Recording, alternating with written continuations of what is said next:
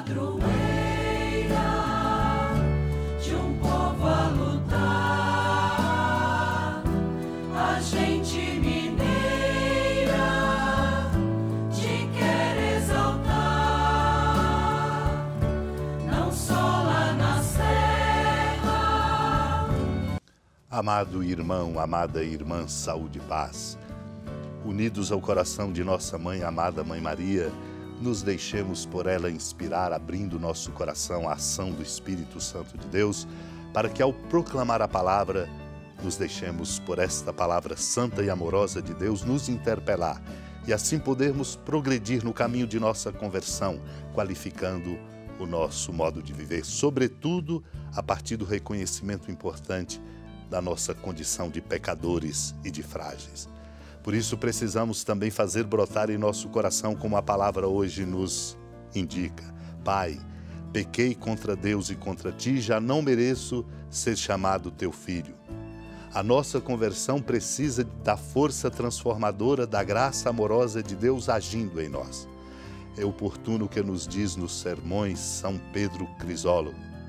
Ele comenta assim: falemos da bondade do Pai, correndo ao encontro do seu Filho, de sua inefável misericórdia. Levantou-se e foi para seu Pai. O Filho levantou-se da sua queda espiritual e corporal, elevou-se do fundo do abismo para as alturas do céu.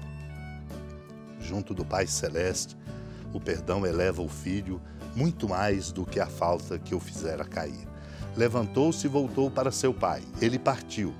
Não foi um caminhar físico, mas espiritual. Não precisou percorrer longos caminhos porque encontrou um atalho, o caminho da salvação. Não necessitou andar por inúmeros caminhos em busca do Pai, aquele que, procurando-o pela fé, o encontrou presente em si mesmo. Levantou-se e voltou para seu Pai, quando ainda estava longe. Como está longe aquele que vem? É que ainda não chegou. Vem para se converter, mas ainda não chegou à graça. Vem para se converter, mas ainda não reencontrou a glória do seu primeiro estado e de sua honra anterior. Seu Pai o avistou, o Pai o viu, e por isso foi possível ao Filho dirigir-se ao Pai. O olhar do Pai ilumina os olhos do Filho, que se encaminha para ele e dissipa a escuridão que o envolvia por causa da sua falta. Se o Pai Celeste não tivesse iluminado o rosto do Filho que voltava e não tivesse dissipado a tenebrosa desordem de seu coração pela luz de seu olhar, jamais esse Filho teria visto o fulgor da face de seu Pai, que é nosso Pai, nosso Deus. Naquele tempo, os publicanos e pecadores aproximavam-se de Jesus para o escutar. Os fariseus, porém, e mestres da lei criticavam Jesus. Este homem acolhe os pecadores e faz refeição com eles. Então Jesus contou-lhes esta parábola. Um homem tinha 2 filhos. O filho mais novo disse ao pai: Pai, dá-me a parte da herança que me cabe. E o pai dividiu os bens entre eles. Poucos dias depois, o filho mais novo juntou o que era seu e partiu para um lugar distante. E ali esbanjou tudo numa vida desenfreada. Quando tinha gasto tudo o que possuía, houve uma grande fome naquela região e ele começou a passar necessidade. Então foi pedir trabalho a um homem do lugar, que o mandou para seu campo cuidar dos porcos. O rapaz queria matar a fome com a comida que os porcos comiam, mas nem isto lhe davam. Então caiu em si e disse: quantos empregados do meu pai têm pão com fartura e eu aqui morrendo de fome? Vou-me embora, vou voltar para meu pai e dizer-lhe: Pai, pequei contra Deus e contra ti, já não mereço ser chamado teu filho, trata-me como a um dos teus empregados. Então ele partiu e voltou para seu pai. Amado e amada de Deus, quando ainda estava longe, seu pai o avistou e sentiu compaixão. Deus é compassivo, é misericordioso para conosco. O pai, então, ilumina o filho, ilumina na sua consciência, por isso ele, caindo em si, volta, porque sabe que sem a força do amor de Deus, nenhuma vida vai adiante. Não poderemos viver na força do amor. E o pai corre-lhe ao encontro, abraça-o, cobre-o de beijos. Foi então quando ele acolhe a conversão e o reconhecimento do filho, ao dizer: Pai, pequei contra Deus e contra ti, já não mereço ser chamado teu filho. Mas o pai diz aos empregados: trazei depressa a melhor túnica para vestir meu filho. Colocou um anel no seu dedo e sandálias nos pés. E diz: trazei um novilho gordo e matai-o, vamos fazer um banquete. Porque este meu filho estava morto e tornou a viver, estava perdido e foi encontrado. Nada mais agrada ao coração de Deus do que a nossa conversão. Por isso Ele não nos deixa faltar a graça, abrindo-nos a ela. E começaram a festa. Vejamos a atitude do filho mais velho, que não se deixa iluminar pelo olhar e pela luz da presença amorosa do seu pai misericordioso. Ele, ao voltar, já perto de casa, ouve a música e o barulho de dança. Chama um dos criados para perguntar o que estava acontecendo. Ficou sabendo: é teu irmão que voltou, teu pai matou o novilho gordo porque o recuperou com saúde. Ele, no entanto, ao invés de alegrar-se, porque não era iluminado pela força da misericórdia de Deus, como filho, teve raiva e não queria entrar. O pai insistia, dizendo que o filho mais novo tinha sido recuperado. Ele, no entanto, fazia uma outra justificativa, um outro juízo.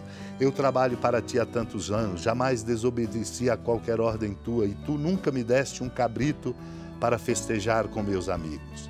Quando chega esse teu filho que esbanja teus bens com prostitutas, matas para ele um novilho cevado. O pai lhe diz: filho, tu estás sempre comigo, e tudo o que é meu é teu. Mas era preciso festejar e alegrar-nos, porque esse teu irmão estava morto e tornou a viver, estava perdido e foi encontrado. Amados e amadas de Deus, esse é o nosso grande desafio. O desafio de nossa vida, de nos tornarmos capazes de nos deixar iluminar pela misericórdia de Deus. Sem ela, não encontraremos rumos para a nossa sociedade, não encontraremos a verdadeira razão de viver.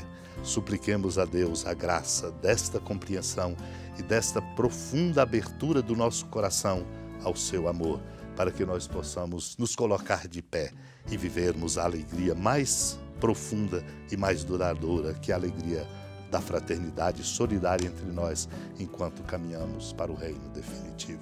Supliquemos a Deus esta graça, unidos ao coração da amada Mãe Maria.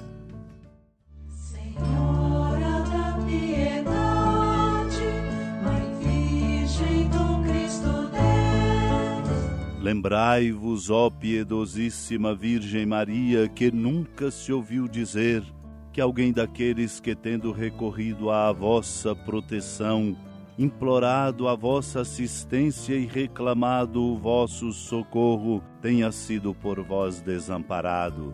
Animado com igual confiança, a vós recorro, ó Virgem das Virgens, e gemendo sob o peso dos meus pecados, me prostro a vossos pés. Não desprezeis as minhas súplicas, ó Mãe do Verbo encarnado, mas dignai-vos de as ouvir propícia e de me alcançar o que vos peço. Amém. Feliz padroeira de um povo a lutar, a gente mineira te quer exaltar, não só lá na serra, tu és esplendor de toda esta terra, também és fulgor. Amado irmão, amada irmã, com alegria do Santuário Basílica da Padroeira do Estado de Minas Gerais, a Senhora da Piedade, que da sua casa de clemência e bondade nos acompanha e nos abençoa, do alto da serra, magnífica arquitetura divina, a bênção de Deus, amor misericordioso, Pai, Filho e Espírito Santo, desça sobre sua família, sustente sua vida, proteja sua casa, fecunde o caminho missionário de nossa igreja, nos encha de sabedoria e permaneça conosco para sempre. Amém. Feliz padroeira